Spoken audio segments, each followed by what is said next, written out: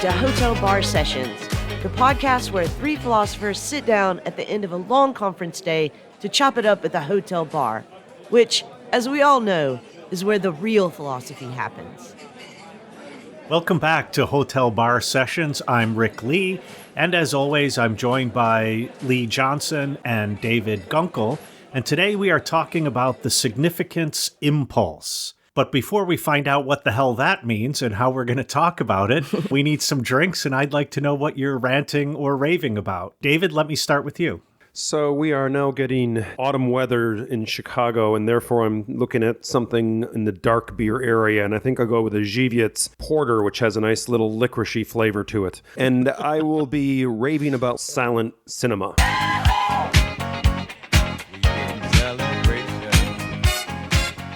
So I've gotten really overwhelmed by and saturated by the streaming services, and I'm looking for stuff to watch in the evenings. And I've gone back and started watching a lot of silent movies from Europe and the United States. And I've got to say, silent cinema is really in a good place right now because a lot of the old films can be restored using a lot of these AI tools.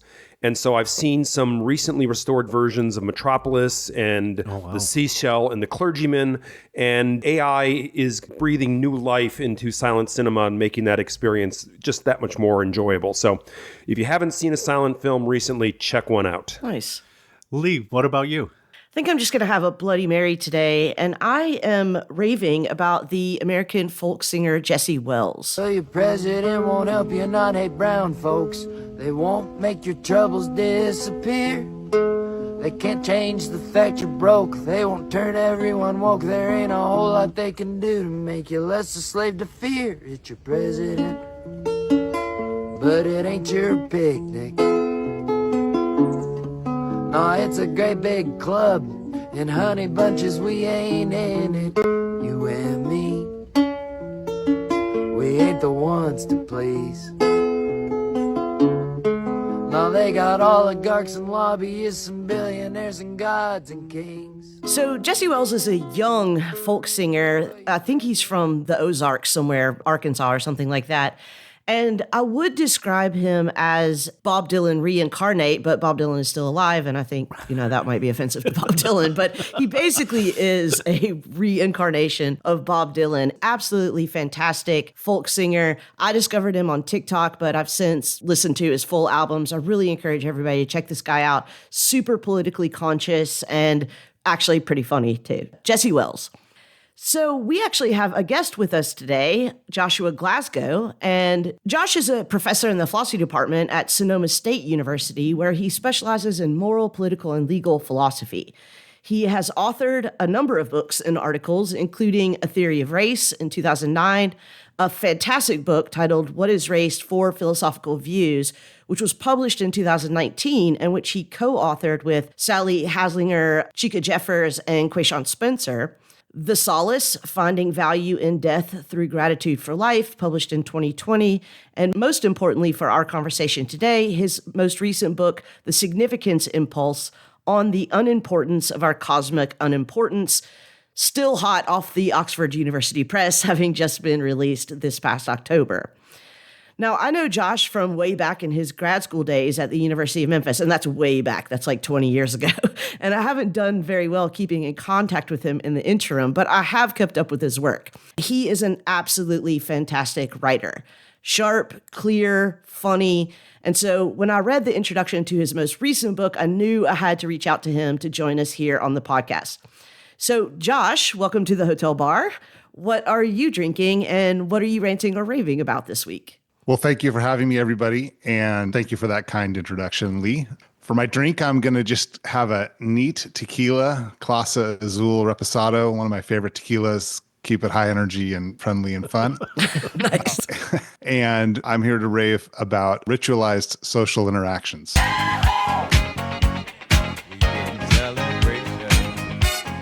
So here we are recording this towards the end of November, and it's getting to be a time when I'm unintentionally falling into these patterns, well, both intentionally and unintentionally falling into patterns where I get to see people that I haven't seen in a long time. Of course, family events will be coming up in the next few weeks. And I also have just had a chance lately to see my local friends who I haven't seen much in the last couple of months, actually childhood friends. We get together and play music every so often, and got to do that after about, oh boy, like a year and a half of not doing it. So all of that has been wonderful. And I could rave about how important that is on so many different levels. I'm here to celebrate it. Nice. What do you play? Mostly guitar, but I also play bass and keyboards too. All right. All right. Rick, what about you? I'm going to follow David since it's fall slipping into winter, and I'll have a stout. And today I am raving about YouTube's algorithm for spotting banned content.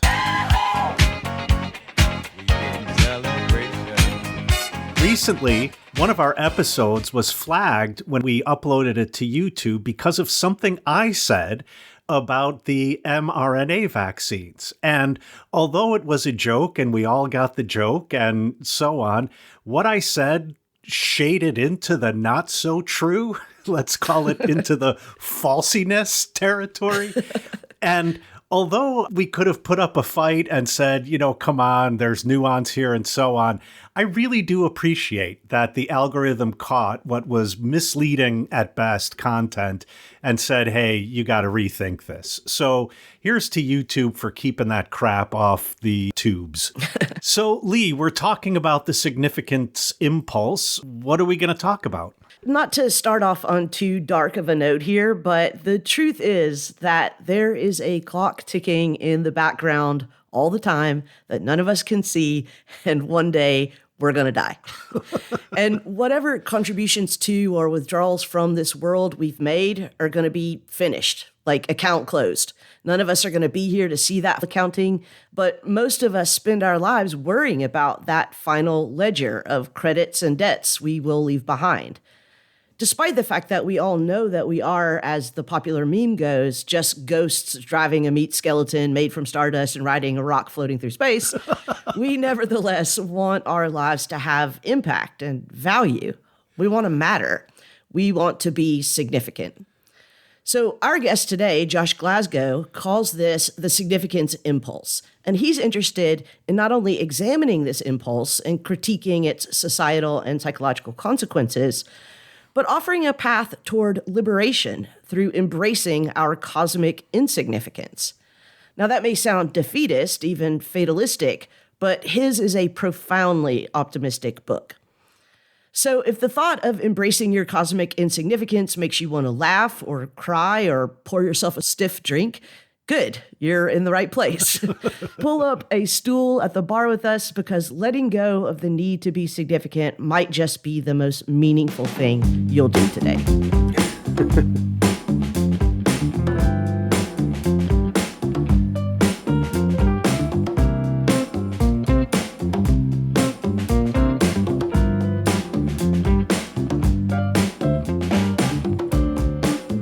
Like I said, I'm really excited to have Josh with us here today. This most recent book of his, The Significance Impulse, is really a fantastic read. Yeah. But since we're going to assume that all of our listeners haven't read it yet and we want to motivate them to buy it and read it, I'm going to ask you, Josh, if you could just maybe first of all tell us what motivated you to write this book, and then give us the general argument that you're making there.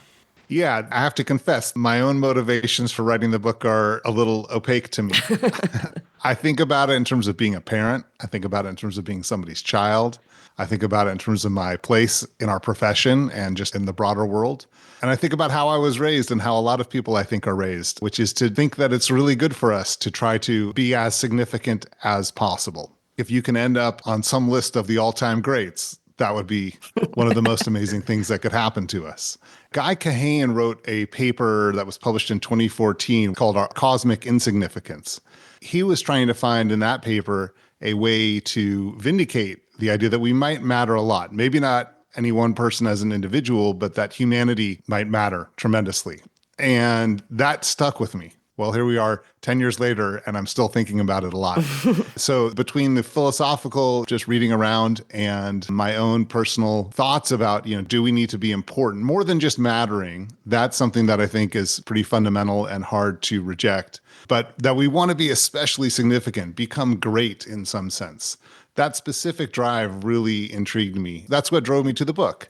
And the book is an attempt to grapple with that on two levels. One is to ask, well, are we significant? Is there some way that one of us might become especially great, or all of us might really matter tremendously to the universe? And I come down on the side of no, even the greats among us don't actually matter all that much. And I just follow here what in the book I call the sage's argument. It's a very old argument, right? That you look up at the sky and you notice, as you said so eloquently, Lee, in your introductory remarks, we're just another way of reorganizing the dust for a little moment, and then we're gone, and we're small, and we're powerless. Trying to defend that argument against some attempts to vindicate our significance against it. So part of it is just to argue, boy, I don't think we really are going to make good on this idea that we can be tremendously significant on a cosmic scale. And then the second question, as you also alluded to, is how important is that to us? Like, is that a bad thing if we're not going to be, great in some broad cosmic sense? And I argue no. So part of it is to look at the things that make our lives go well, just in terms of our personal interests. What is it for my life to go well personally? And I don't think that becoming especially great actually advances any of those interests we have. I should take that back. There's one set of interests that might be advanced. Society attaches a lot of rewards to being one of the greats. Monetary rewards, attention, all kinds of fun perks go our way for one of the greats. But in terms of just being great itself, is that good for us? And I argue, no, it's not. That the things that we want out of life, like meaning in life, well-being in terms of achievement and flourishing and whatnot, are not advanced by being especially great. And then the second piece of it is to argue that actually there's some downside to being great. And so we should really feel good about being unimportant. And that is this idea that we might find some sort of freedom and relief in being unimportant. That last point is really interesting to me because I think it would be important to separate out the fact that in your book and in your argument, you don't want to say that not being important is the same as being mediocre. When you were ending that, my first thought that came to my mind was the character Salieri in the movie Amadeus. He was like, I don't know, the high priest of mediocrity or whatever. So could you maybe tease apart the difference between not being important and being mediocre? On my way of analyzing being important, it's in a nutshell being of rare and high value. And I'm following others here. This isn't something that's unique to me. That can be contextualized in a lot of ways. So you might be the world's greatest composer, for example, but not very good at being a chef. You might be really great at being a composer for your moment in time or your location on this planet, but not for all time. So there are these various contexts we can restrict our evaluation to. But if we're thinking about it in the cosmic sense, there we're going to remove all parameters, right? It's not going to be for any one location or moment in time. And it's not just one standard like cooking or composing music.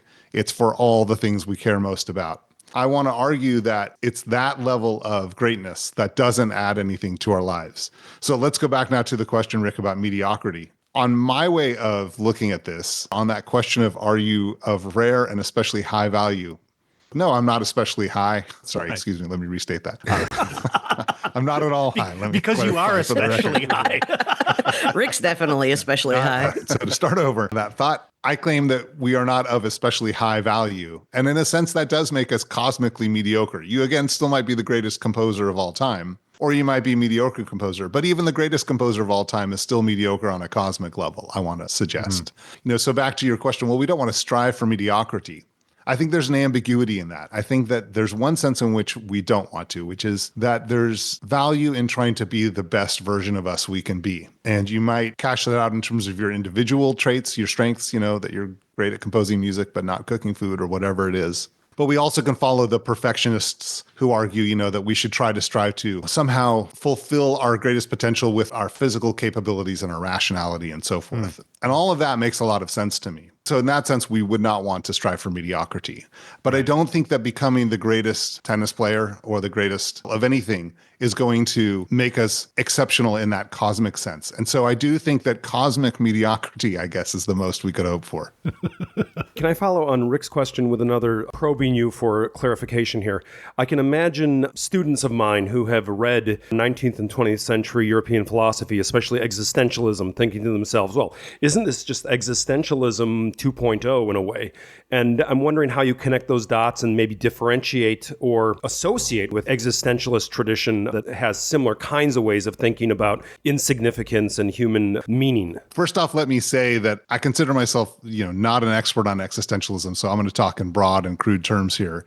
But when I think of the existentialist tradition on these questions, I think Camus mostly. Right. I think reacting to nihilism, to this idea that the universe isn't giving us any value and we somehow have to create it. And that's sort of a different starting point than where I'm starting. I'm taking as my foil people who believe that either we can be or maybe we even really are tremendously important. And if that's my foil, those people are starting from the assumption that there is value in the universe and somehow humanity or some privileged few within humanity are grabbing onto that value and getting as much of it as they can and kind of gobbling it all up.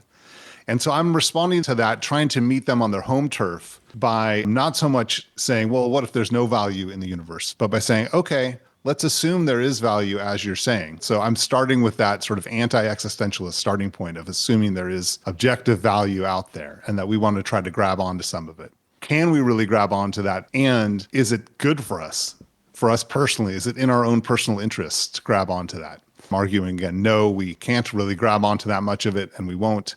And in addition to that, it wouldn't be good for us. And in fact, it's good for us to not grab onto it. Now, that said, I do think there's a really interesting parallel between trying to deal with the pro-significance crowd and granting them value and then saying, but we're not that valuable, and what the existentialists were trying to grab onto. Because one of the things that existentialists worry about is how we're going to find meaning in that valueless world, how we're going to grab onto something that can give us direction and just bear a purpose to get out of bed in the morning.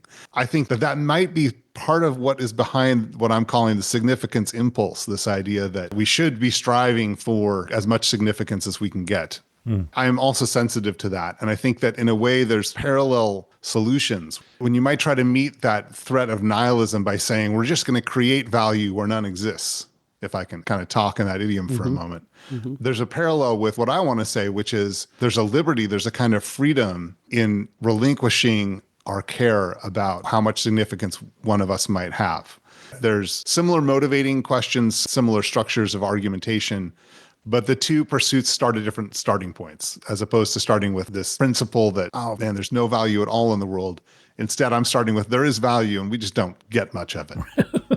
I want to pick up on that point that you made about creating as much value or as much significance as we can. And I'm wondering if it's the case that for most people, embracing, as you say, the insignificance of our cosmic significance is really the best way to motivate us to still try to create as much significance as we can.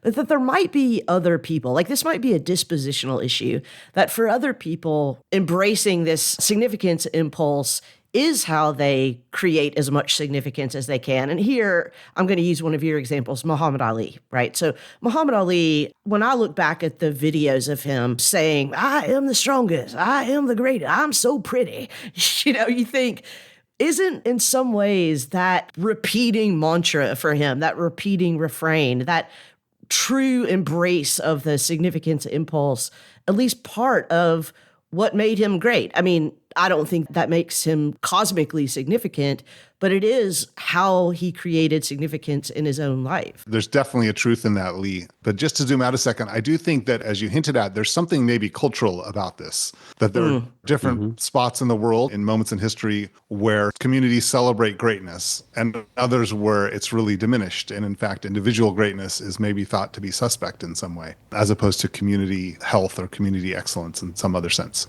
But to zoom back into a culture like the United States of America in the 20th and 21st centuries, yes, we definitely play this up. It is a telling hypothesis that Muhammad Ali and others might need to motivate themselves by that attraction to greatness and all-time greatness in his case. Not only did he seek that, but he arguably achieved it. Yeah. Maybe that attraction to the significant impulse is part of what drove him to his level of excellence.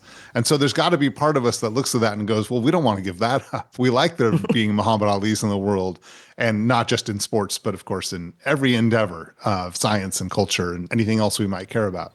There's certainly something to celebrate about that. At the same time, I think we also have to remember the risks.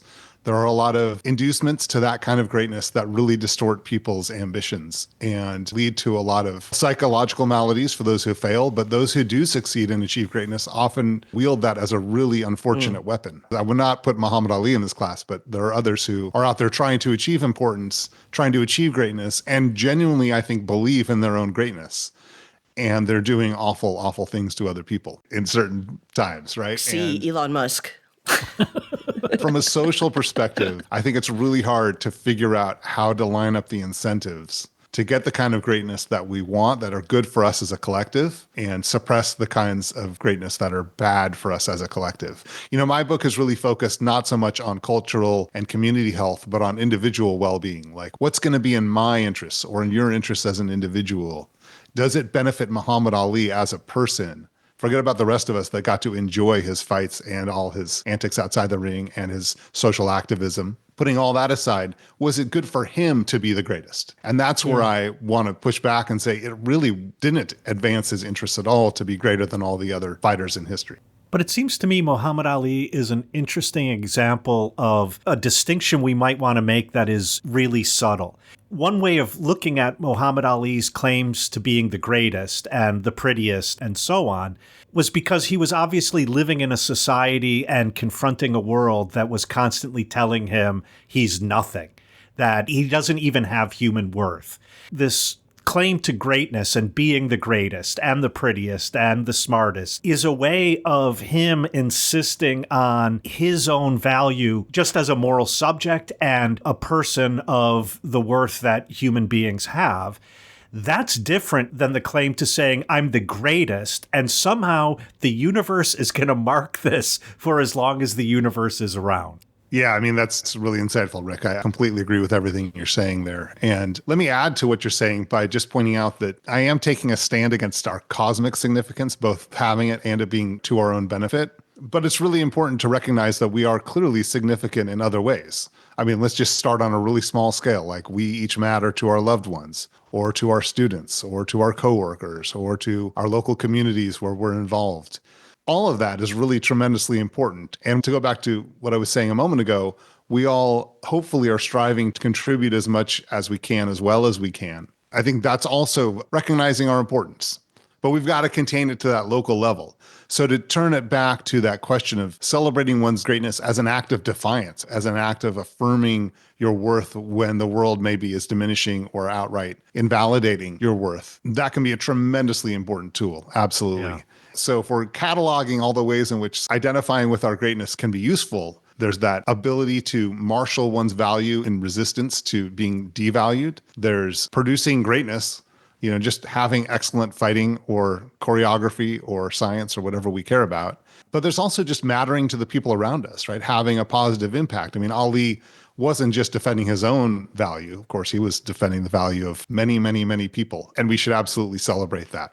At the same time, so now let me pivot back to the more skeptical side of what I'm arguing, which is we've let that drive for significance go too far, I think. And I'm not picking on Ali here. I think many, many, many people have, in the sense that we want to strive to matter somehow to the universe more than anything else ever could. And that's both unrealistic and unhealthy for us. And that there's really benefit in dialing it back and focusing on being small and not mattering all that much, even though you do matter somewhat. So Josh, you use this metaphor of the splinter and the dove in your book. I'm wondering if, for our listeners, if you could tease that out for us. Sure. Yeah. That's just a reference to two other figures besides Ali I'm using as my foils. So the splinter refers to Ted Williams, the splendid Splinter, the baseball player, one of the greatest of all time, without question, who famously would go around saying, I just want to walk down the street and have people look at me and go, there goes the greatest hitter of all time. And, there's something wonderfully innocent in that, because I think many, many of us can relate to that. It'd be amazing to be somebody that you walk down the street and everybody recognizes you as the greatest in your field or great in some domain. I think that's very relatable. And so I need someone to come onto my side besides Ted Williams and all these people who celebrate greatness, because of course great people tend to celebrate greatness. And Frida Kahlo comes along, and Frida Kahlo's parents called her the dove. She comes along and says, everybody in the United States, or Gringolandia, as she calls it, wants to be important. They're striving to be somebody, to stand out from everybody else and be better than everybody else.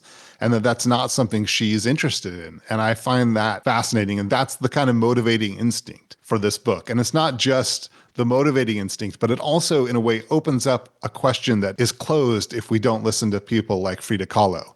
If we're just going around going, I want to be the greatest, I want to be the greatest, or they're the greatest, they're not the greatest, we sit on our bar stools and debate who the best athlete in their sport is and so on. If we just have that conversation, then we just take the significance impulse for granted, this idea that there will be something good for us if we are great. If I end up great in some endeavor, that somehow that's to my benefit. If we start there, then we just take that as an axiom and we just live our lives with that as axiomatic. What Kahlo's comment really does for me is turn that axiom into something that becomes a question-begging assumption if we just start with it. That it just starts with this idea that significance is valuable and who's going to get it becomes the next question. Instead, she opens the door to saying, no, we actually don't get any value out of being important. And once that door is open, now we cannot just assume that being significant maybe is a final good, like getting pleasure or gaining knowledge. Like these are things that we take as axiomatic and are lay theories of value. That's really hard to dispute. And I think the significance impulse, this idea that significance is good for us, sometimes works that way, where people just take it as axiomatic. And so I really love how the Dove, Frida Kahlo, challenges that, and that allows us to have this conversation.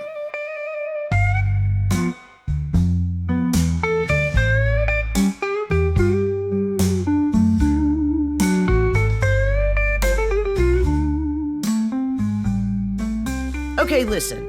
We know you spend a lot of time scrolling social media instead of doing something productive. And don't worry, us too. So why not make that doom scrolling count for something?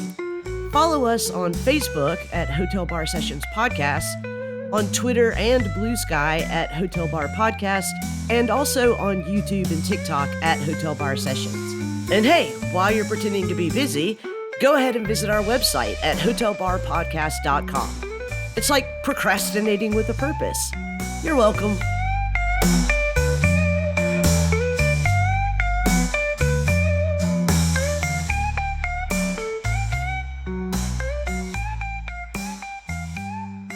So I want to follow what we've been talking about from the first section to open the second movement of our conversation here. And I want to ask, to what extent is the significance impulse really a matter of context and framing? In other words, if we frame significance cosmically, that is one way of looking at greatness and whether or not we are significant. But if we frame it more locally, I want to be the greatest cribbage player in Milwaukee.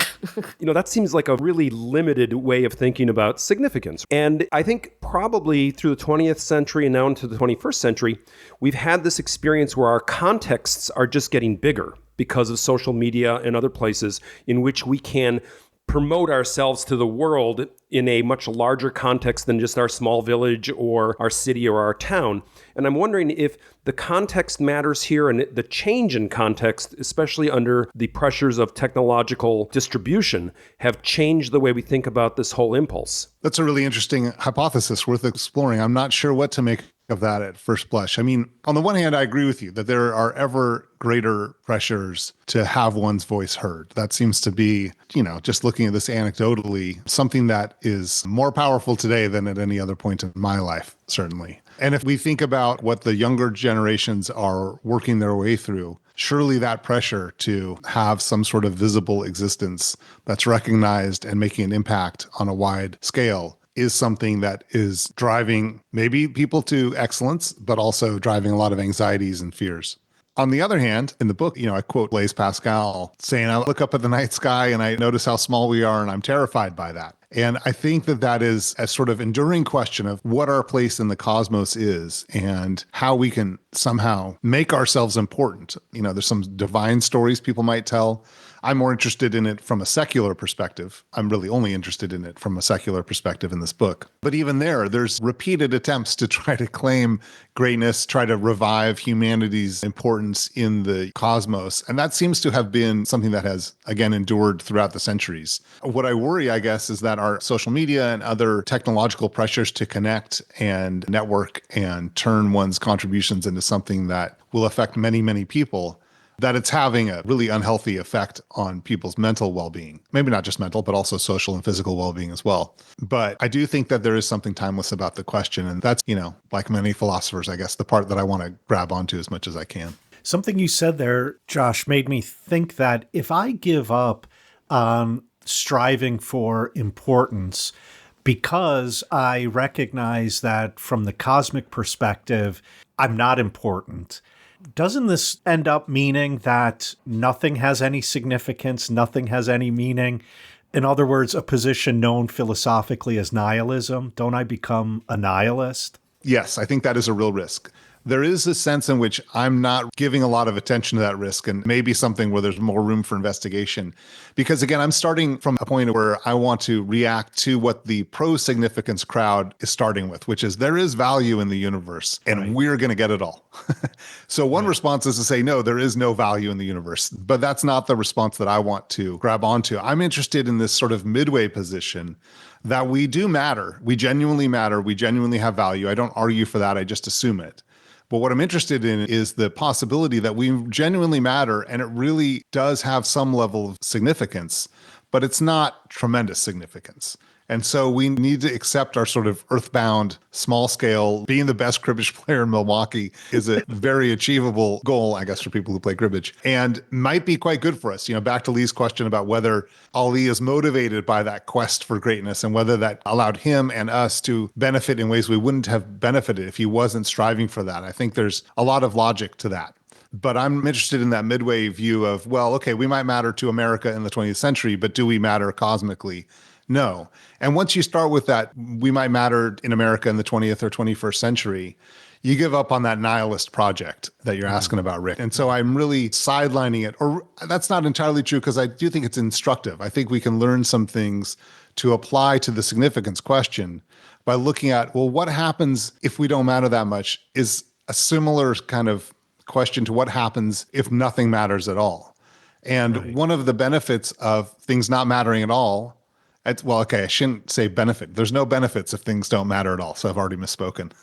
But one thing that would feel good if nothing matters at all is that you can pursue whatever you want and there's absolutely no reason not to. There's no reason to pursue it, but there's no reason not to. And so you can enjoy yourself in that sense if you're constituted to take advantage of that.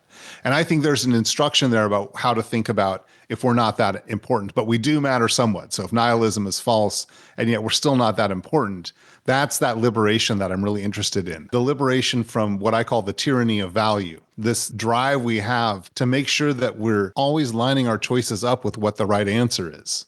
And I don't doubt that we ought to try to do that. But I do want to call into question how important it is when we succeed or we fail.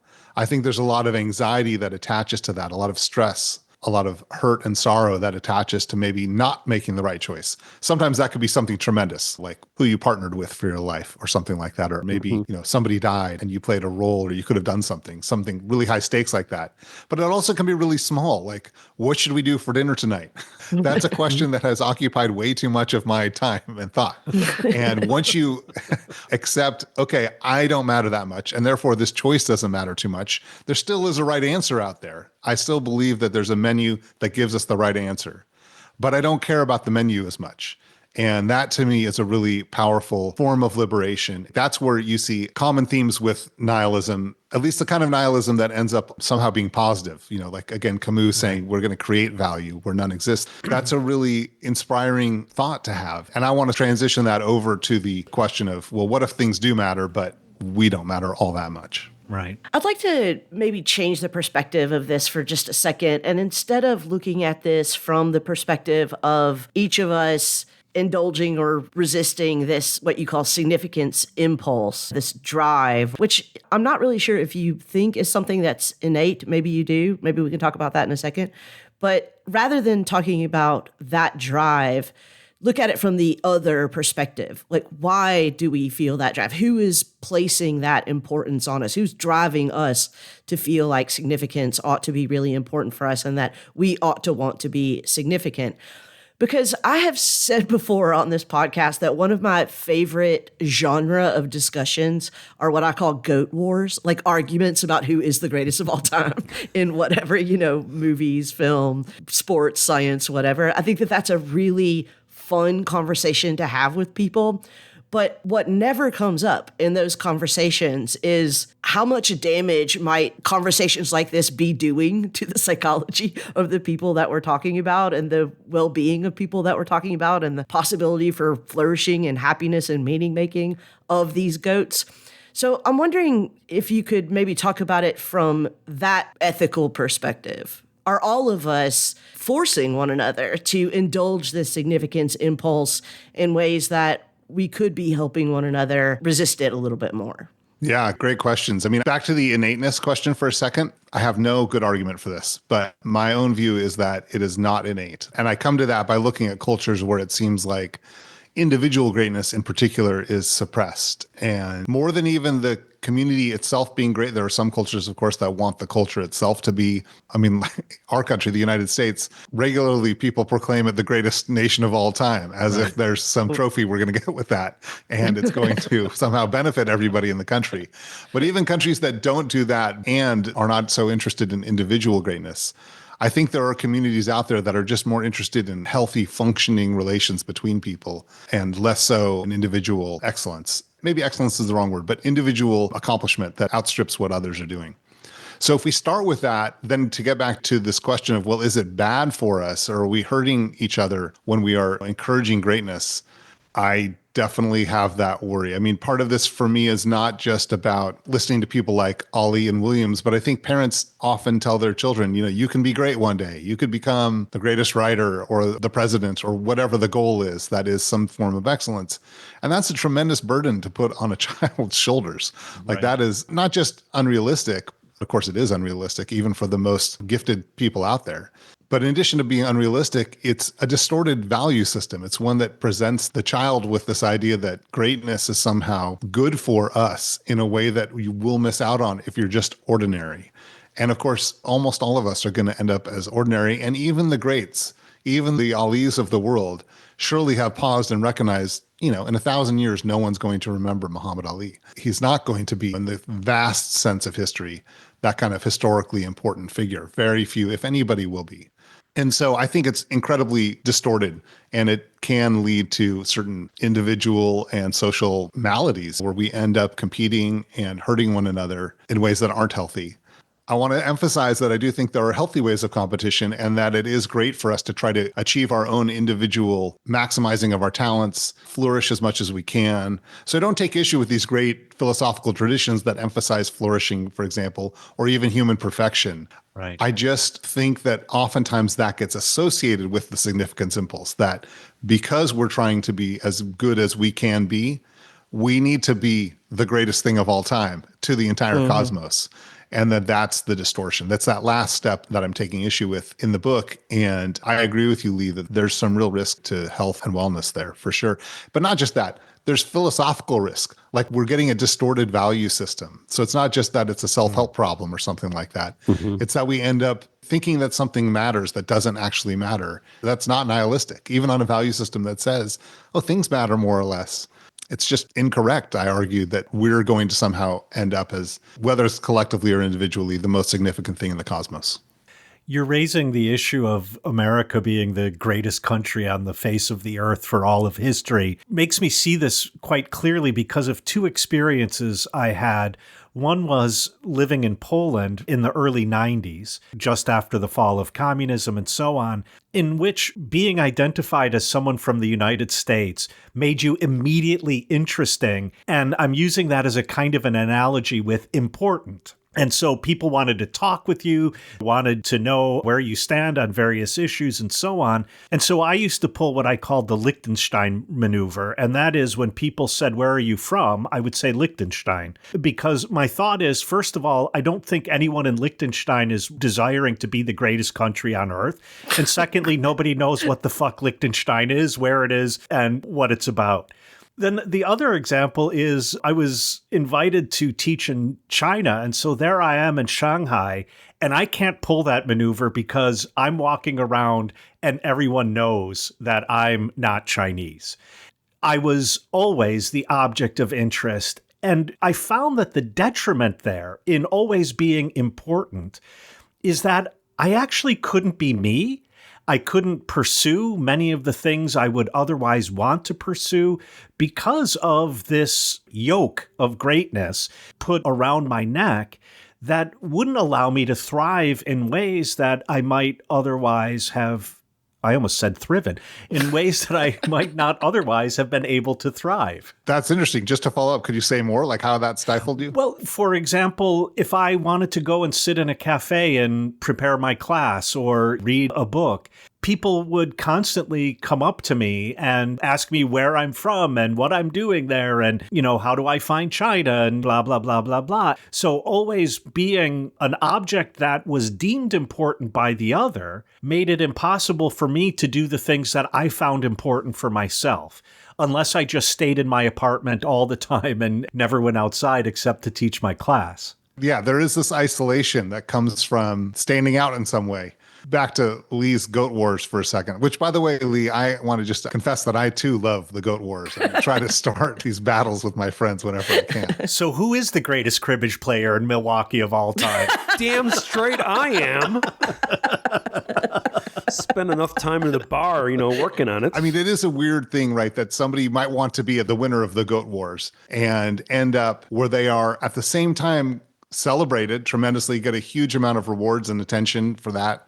But also, as you're pointing out, Rick, a ton of isolation where you're sort of put on an island and where being on that island dominates the other things that you might really rather be focused on, like the thing that puts you on the island. Maybe you want to be the greatest cribbage player and everyone's focusing on your greatness, which means you don't actually get to play a fun game of cribbage anymore. That could really be another way in which this can be unhealthy for us, for sure. I don't want to put words in your mouth, but it does seem not a misinterpretation of what you're saying to describe this activity of overindulging the significance impulse as pathological. And it does seem to me that just like there are countries in which this pathology is more widespread, there are also individual domains of human activity in which this pathology is more widespread. And I'm sure this is not going to come as a surprise to anyone here present, but academia is utterly pathological in this particular way. Not only are academics themselves perhaps pathologically indulgent of the significance impulse, but academia, this is its number one message, right? Like how overly significant everything is, how overly significant your grades are, how overly significant what you choose as a major is, how important you have to be in the world after you finish your education, how important your degree is. And I'm wondering if you see other domains of human life where this pathology is very dominant in the way that I think all of us do in our domain of human life. Just to go back to putting words in my mouth for a second, maybe it's pathological. I do think it's dangerous, but it may be a form of true disease, true dysfunction in our system of values and cares that we center this so much. Yes, I have also noticed it showing up in academia and among academics. We've had the GOAT conversation, of course, about philosophers as much as fighters or musicians, right? And all of that can be really bad for us, for sure. Again, I'm a little more focused on the value scheme that it implies and wanting to challenge that than to focus on the negative effects for, say, mental health. But I completely agree with your characterization other than that, Lee. In terms of other domains, my own view is it crops up in just about every domain of life. I mean, I have friends who work as transportation planners and they care about who is excellent in that world. I don't know if they have the GOAT Wars, but maybe they do. I have friends who work in just about every broad category of our society, and in every domain of that, I think these kinds of questions come up. I do think that there are little pockets and islands of resistance, though. I think in a lot of places, if we open our eyes to it, we will see people going, well, this isn't going to make me the greatest guitar player of all time, but I'm going to have an excellent gig at the bar this weekend, and it's going to be a lot of fun, and that's all I really care about. That's a kind of perspective that also comes with age a little bit. Once you get into your middle-aged years, it's easier to identify with that. And I'm hoping that as I enter my more senior years, I can kind of grab onto that a little more. Bertrand Russell has that great line about how being an academic, I'm going to mangle the metaphor, but it was something along the lines of, he wanted to make a big wave as a young man. And by the time he was older, he was just interested in keeping the ocean going and keeping the project alive and fostering younger thinkers and whatnot. And I think there's a lot of wisdom in that. I know you said earlier on that your interest here is mainly in a secular understanding of this, but I want to ask how this plays on the register of religious traditions and theology, because It seems, especially within Judeo-Christian and other monotheistic traditions, there's this idea that we are the best of all creation. We are above all the other animals. And there's this significance that is imbued to the human that feeds this whole notion. And I'm wondering, maybe this is a chicken and egg problem. Does religion culturally feed the significance impulse, or is the significance impulse manifested in various religious traditions that we then invent in order to mobilize this desire? That's a fascinating thought, that religion is a byproduct of the significance impulse. We create stories, or we identify with stories that somehow help us make sense of being important in a universe that can feel cold and uncaring at times. And that is cold and uncaring. I mean, the stars do not care about us. So we have these stories. I'm not sure whether the chicken or the egg is first here. I will say Robert Nozick and Thomas Nagel make this point that in a way that religious story is bound to fail to a degree, because even if this religion has identified itself as special in some way, and that their deity is the deity to end all deities, it makes us subservient to that deity, right? It makes humanity a secondary player at best, below the divine players. If it is an outcropping of the significance impulse, in a way it's a misfiring, because it's never going to make us the most significant thing. It's always going to make us at best the second most significant thing, and maybe at worst a tool for the most significant thing that's not going to achieve what the impulse is pushing us towards.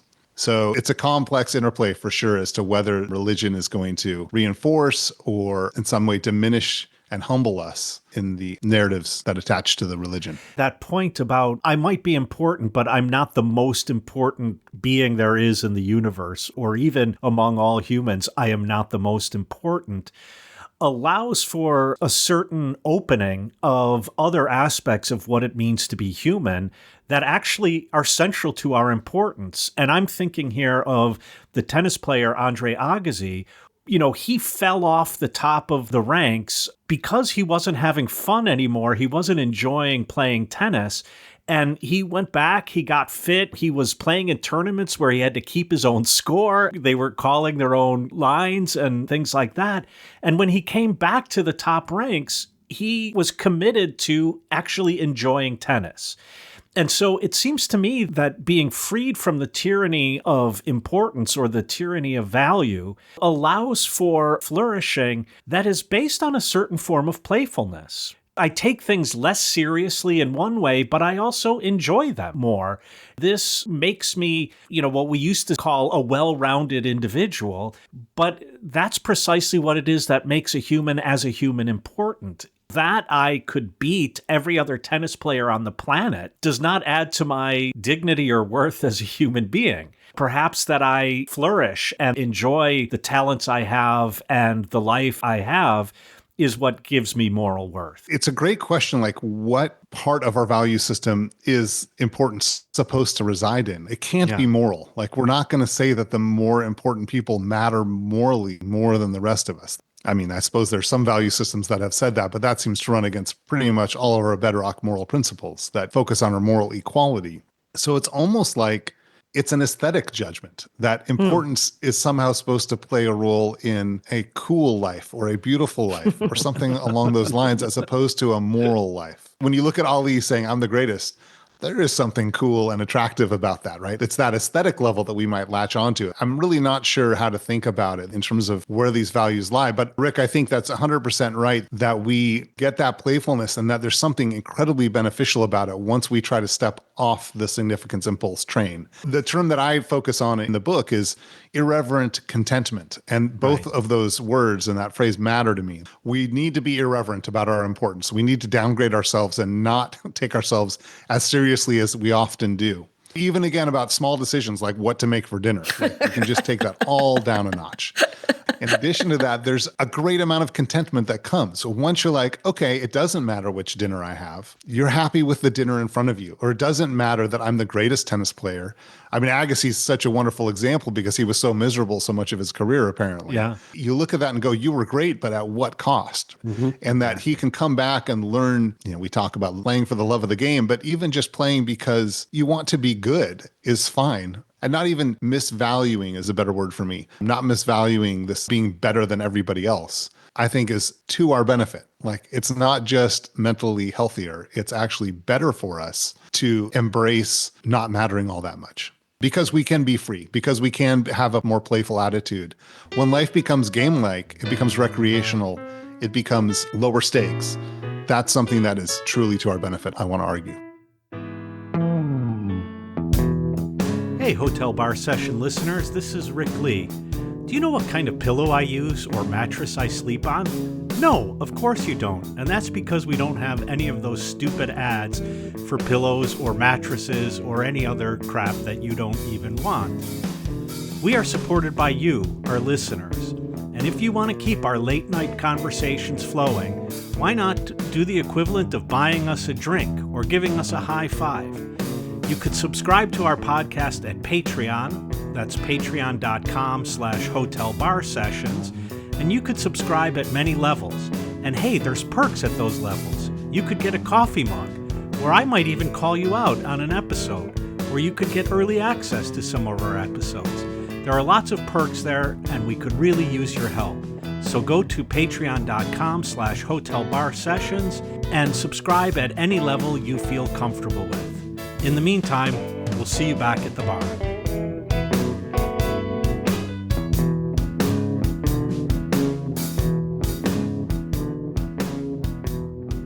So Rick hates it when I talk about generations in broad descriptive terms, but I do actually think that generational differences are there and that they are, for lack of a better word, significant. And it doesn't surprise me that a book like this would be written by someone from Gen X. It just seems entirely appropriate for a Gen Xer to say, you know what? Everybody, your insignificance is not that significant. It's not cosmically significant. But as you probably know, the sort of broad caricature of millennials was that they were the generation where everyone got a trophy. Everyone had to be significant. Everything that they did had to be important. And it does seem to me that talking about the generation that's in college now, the Gen Zs, they seem to be more on board with exactly what you're describing. They seem to be pretty much okay with the unimportance of their cosmic unimportance. And they certainly are, as a group, I think, more creative and playful. And as you said earlier, they've taken everything down a notch in a way. And I think that could possibly be attributed to the fact that their doomsday scenarios are probably more realistic and more proximate than any generation before them. But it also could be that there has been more of a shift towards exactly what you're describing, that perhaps this significance impulse is something that we ought to spend more time resisting instead of indulging. I mean, you're a college professor. You've seen the changes in people over the last 25 years. Do you see that? I'm going to take Rick's side that I'm afraid to make broad generalizations about generations.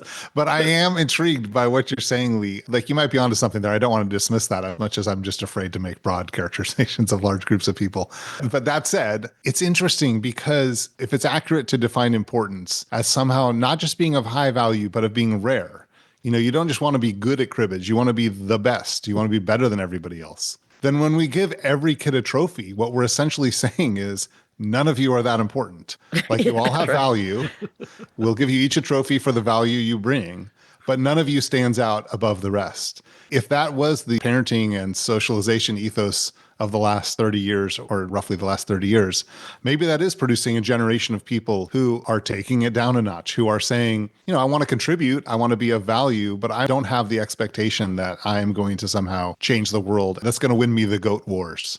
I think there's a very natural connection to draw there. It's interesting because I think when parents or coaches or whatever decide we're giving everybody a trophy, a big part of that is to build confidence. It's about building mentally healthy skills for children. That's what we should be aiming at without question. And it's telling if one of the ways we need to do that is to flatten the valuations we place upon kids. The best kid who's 1% better than the worst kid on the team or whatever in terms of talent. And that's exactly the ethos of the book. And so maybe you're right, Lee, that if that generation has grown up with this different ethos, that hopefully my book is connecting with that spirit on that front. I think the point that among millennials, if Lee is right about these generational divides, which I am suspicious of, but let's grant the point, if it is the case that in order for them to be made to feel important, they have to be made unimportant, I think that's a really nice way of summarizing what the general outlook of your book is. That in a sense, if we're really interested in finding significance, we're probably going to have to give up significance. Or maybe to put it slightly differently, that the only significance that's achievable is the significance that flattens out the differences between us, that doesn't make us stand out too much. Again, I don't want to diminish that Ali was a better fighter than just about anybody else of all time. Right. And I think we should recognize that. And again, I think back to what Lee was saying earlier, there's reasons to incentivize those attitudes because we get excellent fighting and we get excellent science, we get excellent music when we praise people for their achievements that truly do stand out. But at the same time, again, back to what you're saying, Rick, if we overstate that, we're essentially working with a distorted and false value system that is diminishing our significance as a species or as a community of thinkers, that we aren't as significant as we could be precisely because we are striving for something that is both unachievable in cosmic significance and isn't actually good for us in itself, other than those social rewards that we attach to it. And it is interesting that you use the word significance. I mean, in order for significance to be significant, it has to be signifying something. So it can't, of course, be an end in itself, right? It would just be an empty concept. Yeah, that's interesting. I mean, connecting the different senses of significance are really weird because sometimes we use significance in the sense of meaningful. Sometimes we use it in the sense of, like you're saying, a signifier. Other times we use it in the sense that's centered and prominent in the book, which is greatness. You somehow are greater than everybody else in terms of your value. You know, I've spent a lot of time wondering about the ambiguities in that word significance and how they relate. Yeah. And I still, after all this thinking about it, haven't come to any settled conclusion that somehow being a signifier of something else is related to having outsized value, you know, being the best at something, for example. And it could be the slippage in the different denotations and connotations of significance is part of what makes this difficult to grapple with, right? Because when we use that word, we might mean a sign of a signified, or we might mean something that is elevated. You're exactly right. I mean, the fact that that word is so rich opens up onto a lot of the conversation that we're having here, but also a lot of the problems that we're having in finding our way through this. Yeah, 100%. In my speculations on why is the significance impulse so powerful? Why do so many people succumb to it? Part of what I worry about is exactly what you just said, David, which is we want to make a meaningful contribution to our communities. And one way of talking about that is I want to be significant. And that's really close to I want to be the most significant I can be, which is really close to I want to be the greatest of all time. That there's slippage between those links that start with a well-principled position of wanting to be meaningful in some way and slides into an unprincipled position that I want to be the greatest of all time. Yeah, this kind of goes back to what you were saying earlier, which is that you don't think that the significance impulse is a innate feature of human beings. I think I might disagree. I do think that it is an innate feature of what it means to be a human being. I, at the end of the day, think that human beings are meaning-making animals. And at the point that we stop making meaning, we stop finding significance or creating significance or creating as much significance as we can, that we die. I mean, that's what happens. But the subtitle of your book, The Unimportance of Cosmic Importance, is the kind of thing that I don't think is necessarily innate. I find your book really persuasive, by the way. First of all, so well written and really, really persuasive. And on this point exactly, that going back to what you said at the very top of the episode, we do want to create as much meaning as we can while we're here. But that doesn't have to be of cosmic significance. Yeah, it doesn't have to. And it's not going to help us if it is. Like if somehow you became a god, Lee, you know, the next god is Lee Johnson. That's actually not to your advantage. It doesn't improve the meaning you're going to take from life. It doesn't improve your achievements. It doesn't improve your flourishing. That's how the argument's supposed to go. And by that, I just mean like the person who theoretically becomes a god is not flourishing more than the person who becomes the best cribbage player in Milwaukee. Both are forms of flourishing that have the same benefit to us because they're maximally flourishing lives. It's just that two people have different capacities and flourish in different ways. And one of them has a much fuller email inbox. I'm just still wondering where, Josh, you get off saying, what if Lee becomes a god? Good point. When? Past tense, right? To bring this back to Andre Agassi, because I think it really exemplifies one of the points here. I remember seeing him and Pete Sampras play in a quarterfinal match at the US Open. And one of them would be in the argument for the greatest tennis player of all time. That's Pete Sampras. Andre Agassi lost that match in 4 sets. It was some of the best tennis I have ever seen. when they met at the net at the end of the match, they exchanged words and you couldn't really tell what was being said. But afterwards, it was reported by Pete Sampras that Andre Agassi came to the net and said, "Man, we played some tennis, huh?" And Sampras said, "Yeah, we did." And Andre Agassi walked off thinking, "We played great tennis." What was not significant here was our significance in the universe, and maybe even in the smaller tennis universe. And so there, I think you could see those sort of two levels of significance. I think your book argues the search for cosmic significance diminishes, if not outright cancels, the significance of this match as being great tennis. Yeah, and that's all the value we should want, that all the value we should care about is in the playing of great tennis. And that to be cosmically great in some way is sort of beside the point. It actually detracts from, it invalidates what we ought to care most about and care most about for our own good. It's not just looking at it from a sour grapes perspective of, oh, I lost to my competitor, or I'm not even on the court with these two guys who are much better at tennis than I am. It's that we can all, again, flourish. We can all find maximal meaning in life without that. And there's no additional meaning or value we're going to grab from ascending to that higher cosmic level of greatness. There is nothing else for us out there. And we act as if there is. And when we do, that certainly diminishes the thing that actually is of value and that can nourish us, elevates the stakes on what we're pursuing so that we end up with overly anxious lives, overly dramatizing the consequences of our behavior and of the lives we lead. When most of us can't even name, our fourth great grandparent, let alone how much influence they had over us or how their life led us to be living the lives we're leading now. So yeah, 100%, Rick, I agree that by focusing on the cosmic, it actually undermines the things that truly do have value for us. And this might go back to something you said earlier. There's a difference between aesthetic and moral values. And that one of the ways in which we also slip in these conversations is that we take something that is an aesthetic achievement, it's cool, and we turn it into a moral position. To go back to existentialism here, I think Kierkegaard is a really good thinker of the aesthetic as a way of thinking outside of this moral charge that we give these things. Yeah, and if that's right, what does that mean for our overall rational calculations of all the values we care about? So if I care about morality and I care about aesthetics, but I also care about my own well-being, and I want to rank that very high, let's say. So if, for example, I'm right that our well-being and the meaning we draw from life are not advanced at all by being great, even just the greatest cribbage player in Milwaukee, that even that is not advancing my own interests. But if I am somehow promoting some aesthetic good, doing something cool that hasn't been done before, how much weight do I give that in my overall calculation? I think we look at that and go, well, if it doesn't matter to morality and it doesn't matter to my well-being and there's only aesthetic value there, then it should kind of come in third. I don't know how to rank personal interests and morality. That's a really hard question. But I do sort of feel like aesthetics is a tier below those two, however you trade those two off. And that's not to diminish it entirely. Like aesthetics is great. I love art and sports. All of that is wonderful. But do we want to let it dominate the things that maybe are more valuable? No, we don't. We want our well-being and morality to maintain their proper place at the higher end of our axiology.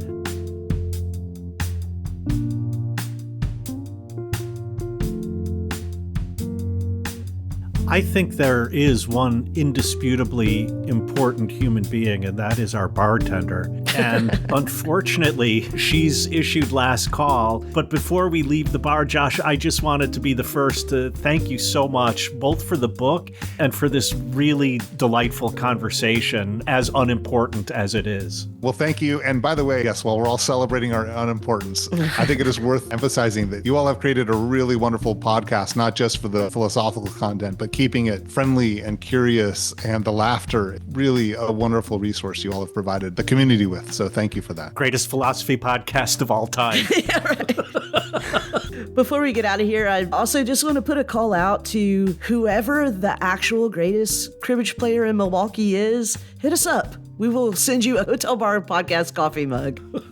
We will even have you on as a guest. Thanks again, Josh. This has been so great, and it's really great to reconnect with you. And I do encourage everyone to go out and buy this book immediately. Thank you. It's been wonderful. All right. Bye, guys. Bye. Bye. Thank you.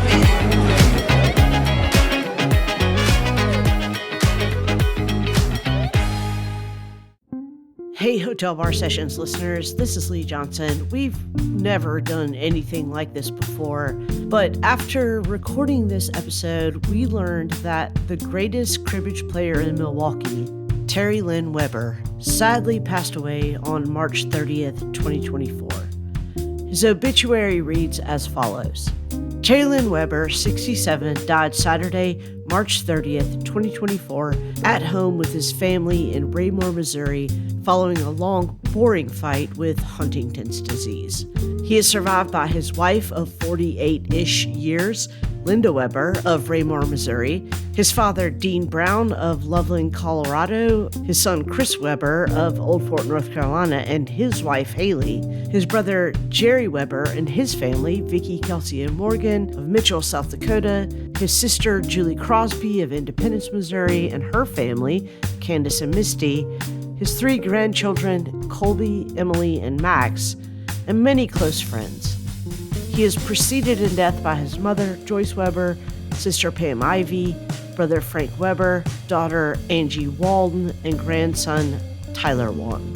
Terry was born in Kansas City, Missouri, and he lived all over the United States, and even in Germany for a few years in his youth, before meeting his wife Linda in the bustling metropolis of Langdon, North Dakota. Shortly after high school, Terry and Linda married and had their first and most amazing gift, their son, Chris. Many years later, in 1987, his daughter Angie was born. However, there was much less fanfare about that one. Terry had a few jobs after high school before settling into his lifelong ambition as a truck driver. He was a local over-the-road and drove just about anything that had wheels. If he wasn't driving to provide for his family, he was all about helping anyone around him with anything that needed to be done. He was constantly improving his skills of knowing pretty much everything by teaching his kids and grandchildren how to drive, maintain those vehicles, building decks, pouring driveways, finishing basements, or enjoying the open road on one of his Harleys with Linda always behind him. During his working years, he supported his wife Linda while she attended school and earned a degree in nursing. Thankfully, she was able to actively take care of him through the most difficult years of Huntington's disease.